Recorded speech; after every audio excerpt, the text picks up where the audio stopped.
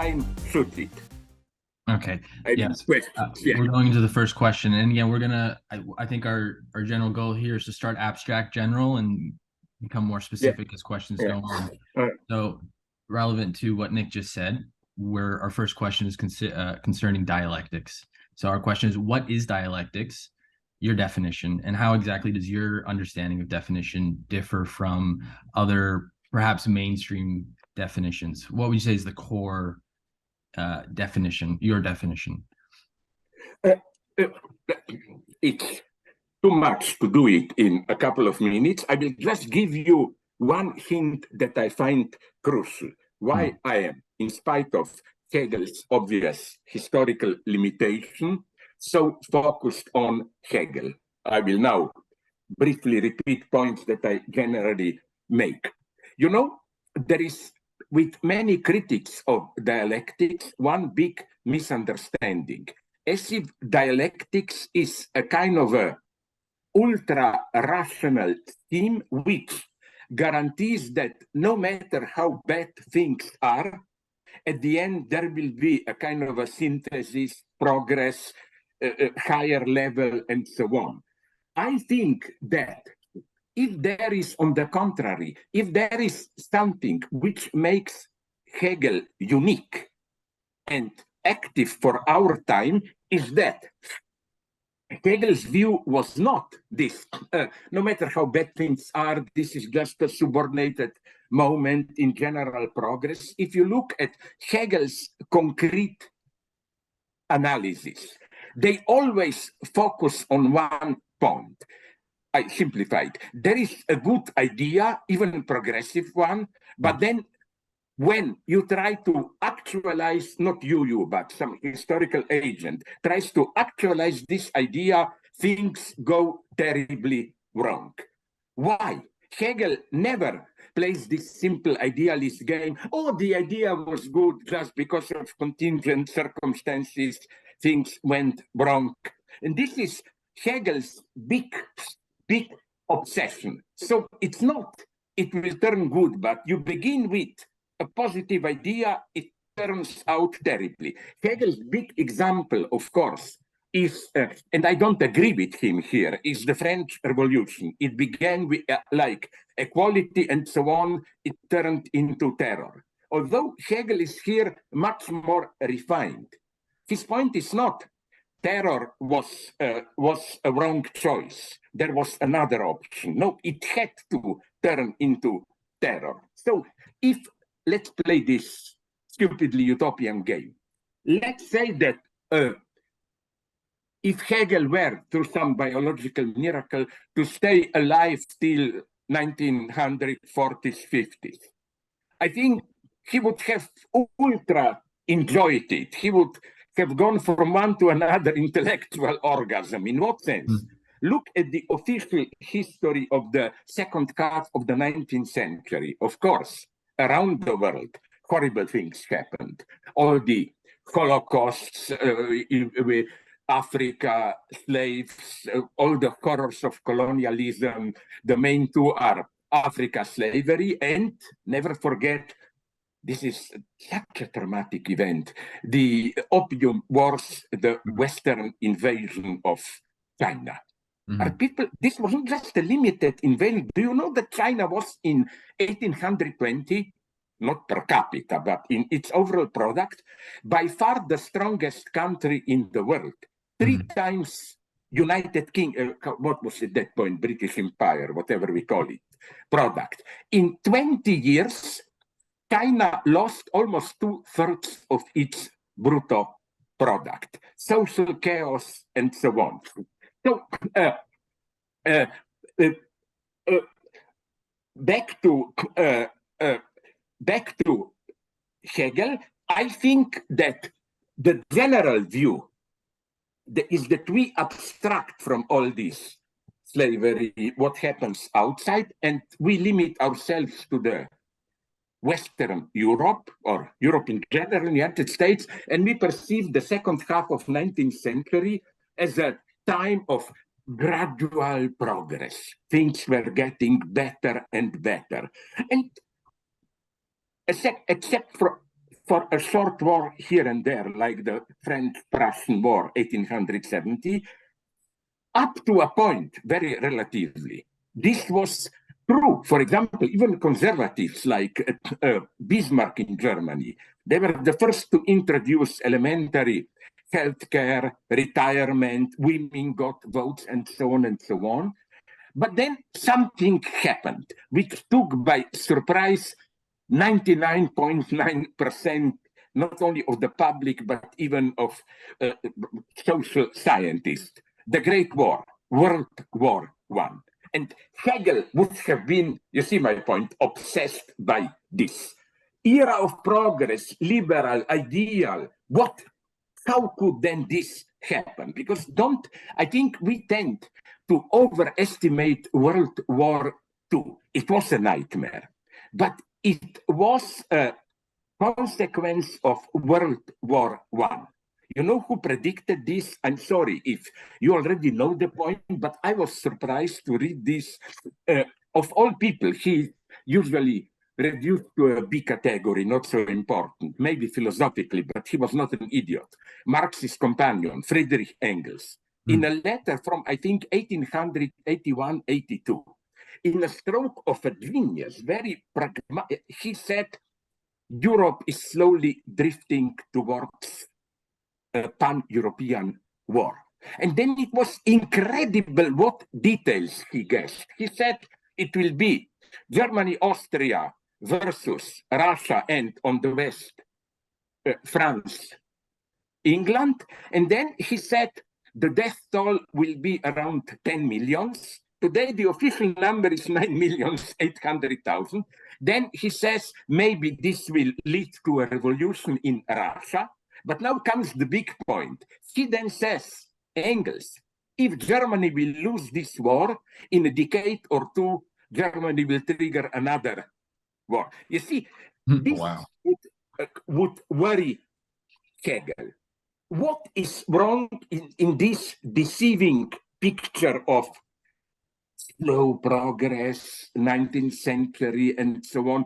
Always look at the dark underside. And as a Hegelian, I'm now adding to this, this underside can also be good progressive. For example, the big point of liberals is history teaches us that true progress is done only by negotiations, never by violence. But maybe you know the name. I forgot the guy who wrote now a book. I read about it where he claims that usually two cases of resolution of a tension through negotiations are mentioned. Martin Luther King, American struggle for Black emancipation, and ANC in South Africa, Mandela. Let's leave open the question, were these two attempts really successful? Now in South Africa, we know that the crisis is terrible, growing, and if I hope you will not be mad if I improvise a little bit, because this fascinates me. You know that around 2 weeks ago, I had one of the most depressive experiences. At Birkbeck College, there was a general debate at the end of the summer school, and there was a lady, Black lady from South Africa, very progressive, an old ANC fighter. And I asked her frankly, should I believe the Western media? Like, I wanted first-hand report on how are things there. And she told me something that totally depressed me. She told me that because of all this corruption, confusion, I will not go into the problems. She said, isn't this sad, that the more and more among the Black poor majority, poor Blacks, the new sentiment is nostalgia for apartheid. I wanted to keep. The idea is this one. That's how people perceive it, because, you know, you always change the past in memory, no? Their idea is that it was tough, but it was stable. We were even a little bit less poor than now. Plus, since South Africa was a police state, there was certain level of social security. Now, not only we are as poor as before, but there is explosive violence and so on and so on. You see, this would be the focus of Hegel. How could things have gone so wrong? Or to go back to... Oh, sorry, just to jump in there. This to me like kind of reminds me of the material conditions, that there is this, contradiction, within the idea itself, but then also these ideas run aground when it comes to navigating, the economy, especially with the ANC. The ANC, there was this, revolution in terms of ending apartheid as a system, but there was not the attempt to reform the economy in any meaningful way. To end private property, to redistribute, in any sort of socialist manner. I agree. On the other hand, did Mandela have really a chance? I think he did, but you know what I mean by this. I knew people who knew the famous communist figure there, Chris Hani, who, although basically supporting it through negotiations, was already giving warnings about this. Yes, to be very brutal. Do you know that South Africa is today a country with the greatest, strongest social division between rich and poor? So all that effectively happened is that the old white ruling class was joined by a new black ruling class, which is very exclusive, a tiny minority of blacks. But what I want to say is not to go into these details, just to point this out, that the guy, I'm sorry, whose name escaped me now, proved that it's not as simple as that. Realist solution, let's negotiate. Even these negotiations worked because behind them there was a threat we could get more violent. Without these hardliners, no, white people wouldn't concede to what they conceded, like ANC. And here, I think precisely the threat of violence played a positive role. And I think it was the same in the United States. You may correct me if I'm wrong, but I think with this idealization, which is false, and misrepresentation, this recapturing by the ruling ideology of Martin Luther King, Yes. It worked up to a certain point. And here it's very delicate. I think it even can be argued that maybe with all his compromises, Lyndon Johnson was better than so much more celebrated Kennedy. As a pragmatic, he made a deal. But what I want to say is that, again, without the threat of all those much more radical black movements, I don't think this relative, we now see how false it was. Nonetheless, reconciliation would have worked. This is also where a Hegelian approach would help. This would be maybe one of my definitions.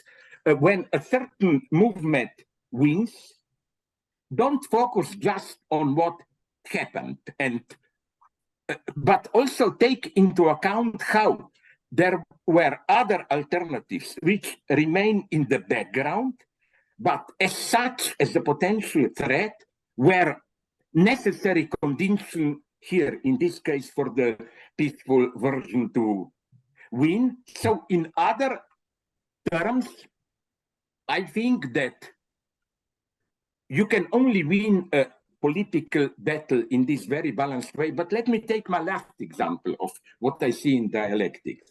For example, October Revolution. I don't want to dismiss Lenin as just coup d'etat, terrorist, and so on. No, whatever you say, and it's enough to see the explosion of modern art, social movement in Soviet Union in the 1920s.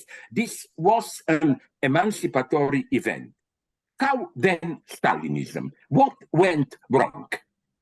Again, to avoid a misunderstanding, I am not a liberal or conservative Western one who says, oh, it didn't matter. It was a logical necessity that Leninism should have evolved into Stalinism. No, it's not as simple as that, but nonetheless, that would have been the key enigma for Hegel. How can things turn so terribly wrong? And I think here, Hegel would have been, sorry for this tasteless metaphor, in a permanent intellectual orgasm, looking at what happens today, my God.